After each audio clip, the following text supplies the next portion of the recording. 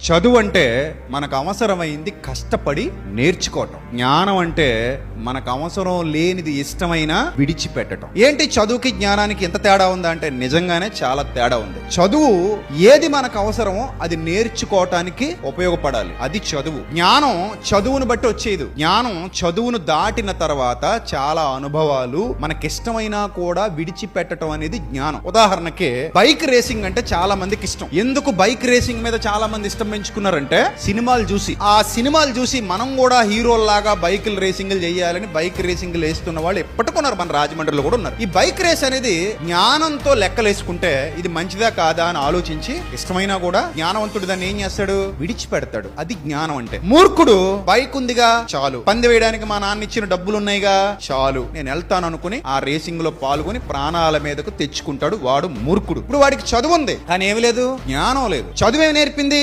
Bike ఎలా drive చేయాలి, ఎలా కంట్రోల్ చేయాలి, బైక్ కండిషనింగ్ ఎలా ఉంటుంది, ఇంజన్ కండిషనింగ్ ఎలా ఉంటుంది, దాని ఆర్స్ పవర్ ఎంత, ఇవన్నీ చదువుకుని నేర్చుకున్నాడు. కానీ జ్ఞానం అక్కడ దొరకల. అందుకే జ్ఞానం వేరు, చదువు. ఇప్పుడు చదువు అవసరమా కాదంటే అవసరమే. ఎందుకు చదువు అవసరం అంటే జ్ఞానంలోనికి వెళ్ళడానికి, జ్ఞానం అనే పునాది వేసుకోవడానికి చదువు అందరికీ అవసరమే. అందుకే పూర్వం కూడా చెప్పేవారు, విద్య లేనివాడు వింత పశువు అనేవారు. విద్య అనేది అందరికి అవసరం, విద్య నేర్చుకోవాలి.